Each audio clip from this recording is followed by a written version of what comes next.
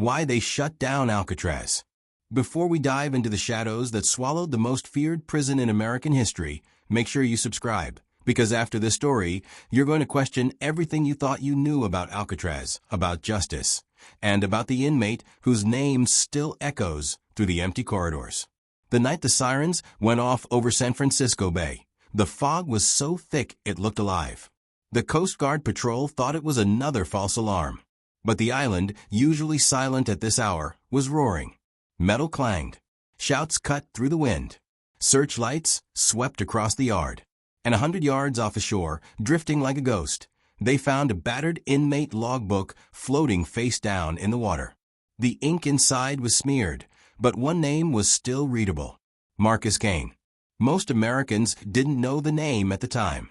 The newspapers would learn it soon enough. But every inmate on the rock already feared it, and every guard, even the toughest ones, kept their distance. Kane had arrived at Alcatraz 2 years earlier, shackled, silent, and surrounded by more federal agents than anyone had ever seen. Rumor said he'd once run the largest extortion network on the West Coast, controlling everything from stolen cargo to protection rackets. Others claimed he was the mastermind behind a string of robberies no police department could tie him to. One thing was certain. His influence stretched far beyond the concrete walls of any normal prison.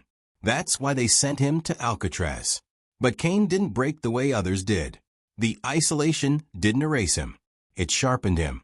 The incident that triggered the lockdown started with a body found in the laundry room. A guard, face down, unmoving, no weapon in sight. Security swarmed the cell blocks. Every inmate was counted, except one. Kane was missing. The warden ordered an immediate search. They tore apart cells, storage rooms, tunnels sealed since the 1930s. Nothing. Then, 3 hours later, Kane walked calmly into the mess hall and sat down for dinner as if nothing had happened. No blood on him. No scratches. No sign that he'd ever left the general population. When questioned, he simply smiled and said, "You're looking in the wrong place." That single sentence set off a chain of paranoia inside the prison. Guards turned on each other. Inmates whispered that Kane could move through walls. Investigators arrived on ferry boats, demanding answers. Every corridor buzzed with theories. But the strangest part? The guard in the laundry room wasn't dead. He woke up in the infirmary, claiming he'd been grabbed from behind, dragged, locked in a supply cage that investigators later found wide open. He said he heard a voice tell him not to scream, not to fight, not to try to escape. A calm voice. A patient voice. A voice he swore belonged to Marcus Kane. Yet the timeline made no sense. Kane had been in the yard at the same time, surrounded by dozens of witnesses. That's when the fear started. The FBI dug deeper into Kane's past and found something unsettling. Even behind bars at other institutions, he had managed to run operations outside, communicating through coded letters, manipulated guards, and hidden networks. He wasn't just surviving prison. He was building a legend inside it. Rumors spread that he had people planted everywhere. Trustees, kitchen workers, even low-ranking guards. No matter how secure the facility, Kane found a way to pull strings. Alcatraz, the place meant to break him, might have given him something else, a stage. But the biggest discovery came from an old inmate who had once served under Kane on the outside. Terrified and shaking, he approached investigators in the yard and whispered, "He's not escaping. He's taking over." What did that mean? No one could get a straight answer. The inmate refused to talk again. 2 days later, he tried to harm himself and was transferred off the island. Meanwhile, Kane continued to act like nothing had happened. He read books in the yard. He played chess with an elderly inmate no one ever saw him lose to. He wrote letters that never mentioned violence, crime, or business, but somehow, every time one of those letters left the island, trouble erupted in a different city. Authorities began to panic. If Kane had discovered a way to run operations from the most secure prison in America, then Alcatraz wasn't isolating him. It was protecting him. That theory terrified officials more than escape ever could. Then came the night of the Great Fog. Guards reported strange activity. Lights flickering. Cell doors rattling. A coded message carved into a wooden beam in the dining hall. And most disturbing of all, an empty binder lying open in the warden's office. One that once contained surveillance notes on Kane's movements. Every page had been removed. And then the logbook showed up in the water, with his name barely legible but unmistakable. To this day, no one knows who threw it or why. But minutes later, federal orders arrived on the island. Full lockdown. No movements. No ferries. No communication. Contained the situation at all costs. Something big had been uncovered, or something big was about to begin. And it all pointed back to Marcus Kane. That night marked the beginning of the end for Alcatraz. When investigators finally forced open the sealed maintenance room beneath cell block D, following a trail of footprints no one could logically explain, they expected to find evidence of an escape plan. Instead, they found a wall of documents, maps, coded letters, and a list of names.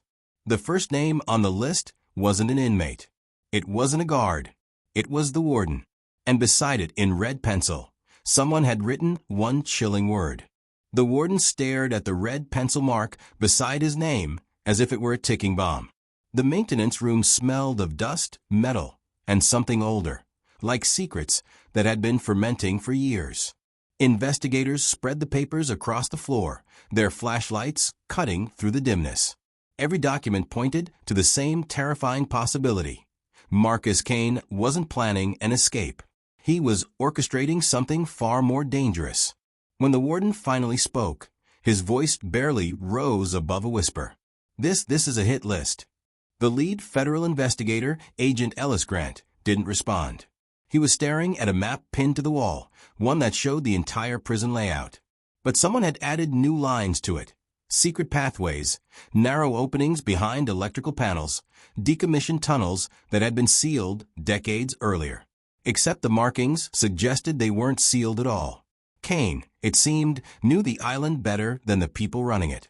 For the next 48 hours, the prison was frozen in a state of controlled panic. Guards were reassigned. Cells were rotated.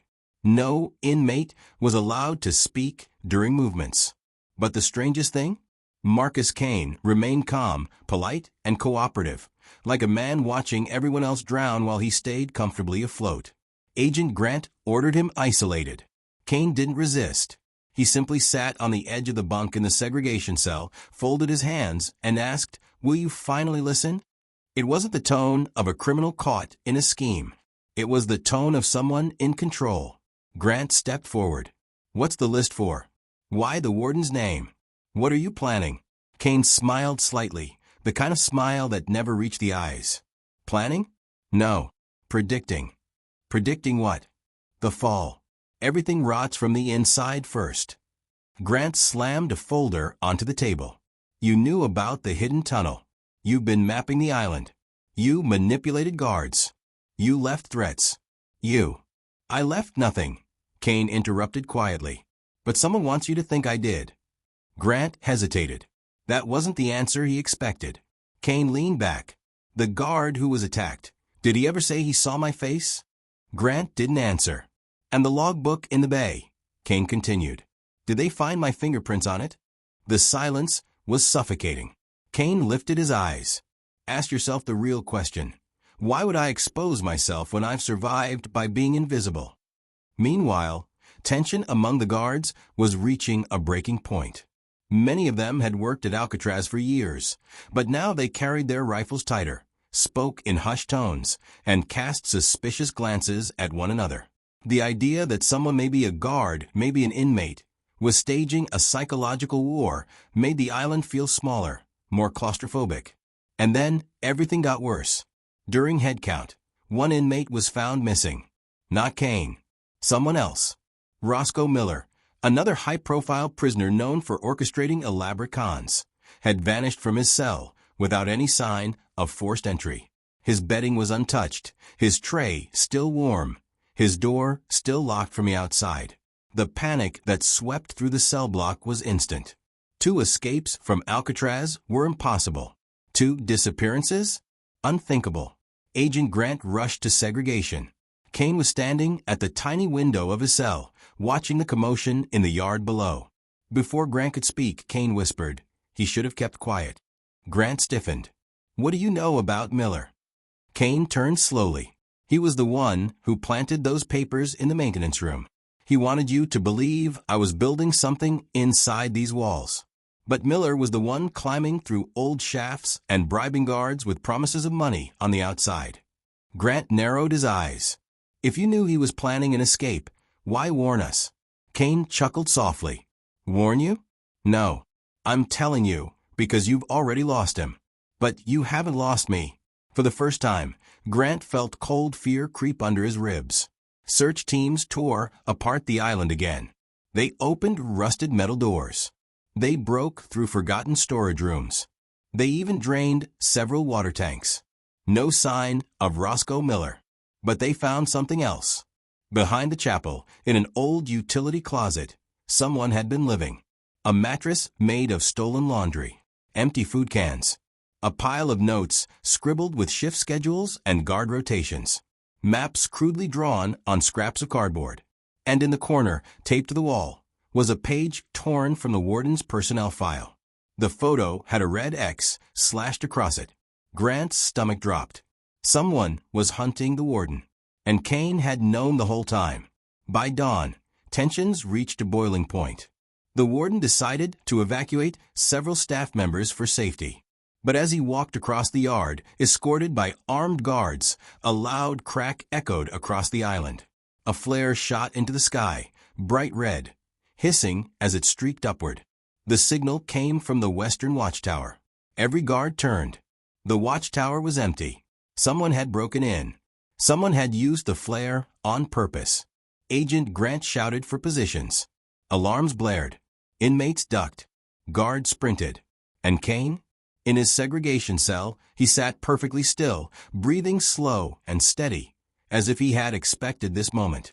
Grant rushed back toward segregation, knowing Kane was the key to everything. Escape, sabotage, the flare, the missing inmate. When he reached the cell, he froze.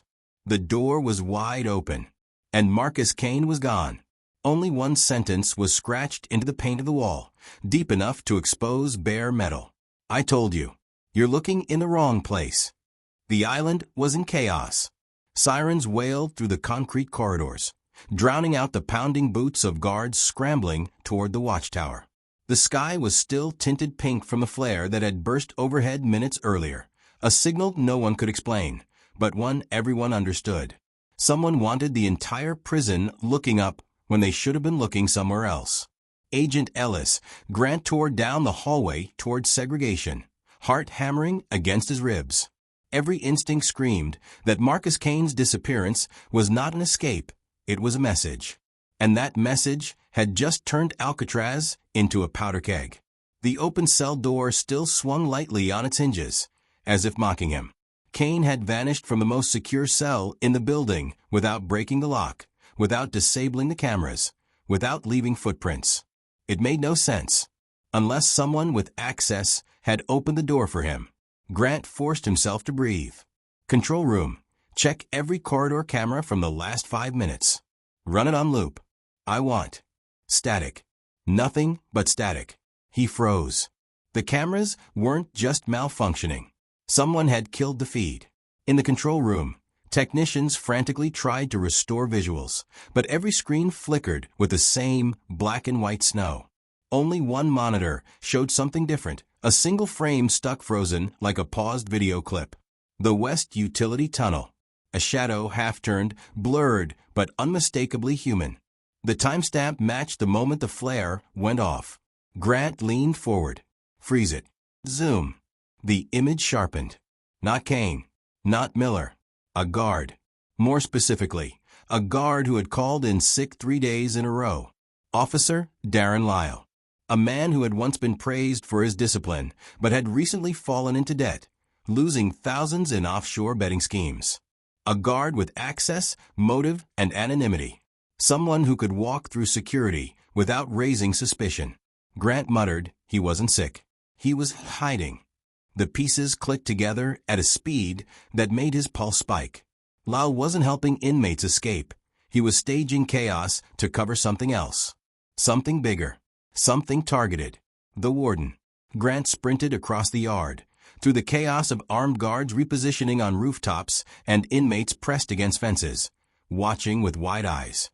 The flare had everyone on edge. It symbolized danger. Or maybe triumph. Grant wasn't sure which. He found the warden near the administrative wing, surrounded by a protective ring of officers. The man looked pale, shaken, and exhausted, clutching a folder to his chest like a shield. "Warden," Grant called out. "We need to move you. Now." The warden frowned. "Move me? Where?" "Off the island. Immediately." Before the warden could respond, a voice echoed from behind the security line. "I wouldn't do that." Grant spun around. Marcus Kane stood on the walkway's ledge, hands raised, not threatening, almost peaceful. He looked as though he had simply stepped out for fresh air. Guards raised rifles instantly.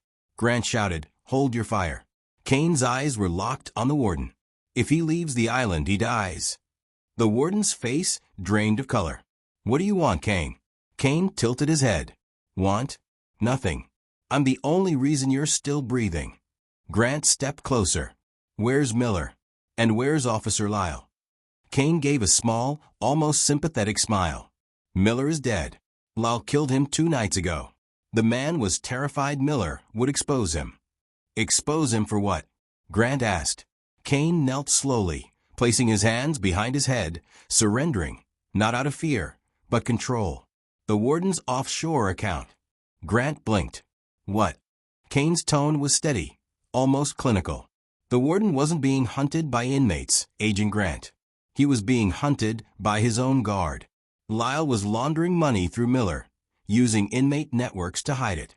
When Miller got greedy and demanded more, Lyle panicked." The warden stepped back. "That's a lie." But Kane didn't even look at him. "You think an escape shook this place?" Kane asked quietly. "Corruption is what cracks concrete. You ignored the wrong people. You watched the inmates while the walls were rotting from the inside." Grant's throat tightened. "And the flare?" Kane shrugged. "A distraction. A signal to Lyle that time was up. He needed chaos. You gave him chaos." Right then, a shout erupted from the north access tunnel. "Officer down." Grant and a squad of guards rushed toward the noise. They found Officer Darren. Lyle collapsed on the ground, bleeding but alive. A knife lay beside him, a utility blade. And in front of him, taped to a concrete support beam, was a photograph. The warden. A red X across his face. Below it, scribbled in marker. "Too late." Grant shouted, "Find the warden. Move." But when they reached the administrative wing, the warden was gone. The helicopter that had been waiting to evacuate him was spinning blades in the wind, with no pilot. Just an open door, a few droplets of blood on the seat, and, on the control panel, a single feather, from a seagull. Kane's voice echoed in Grant's head. "If he leaves the island, he dies." 3 days later, search teams found the warden's body washed ashore on the rocks below Alcatraz. An accident, likely a fall during a panicked escape attempt. But some investigators whispered otherwise. Agent Grant filed the final report reluctantly. Cause of death, undetermined. Alcatraz officially shut down months later. But the closing notes of the case, the one no agent ever put in writing, were whispered among the staff for years. Marcus Kane never escaped. He never ran. He never hid. He simply walked back into his cell when it was over, like a man who knew the island wasn't shutting down because of him, but because of what he revealed. If you think this story was intense, the next one will shake you even harder. Hit subscribe so you don't miss it.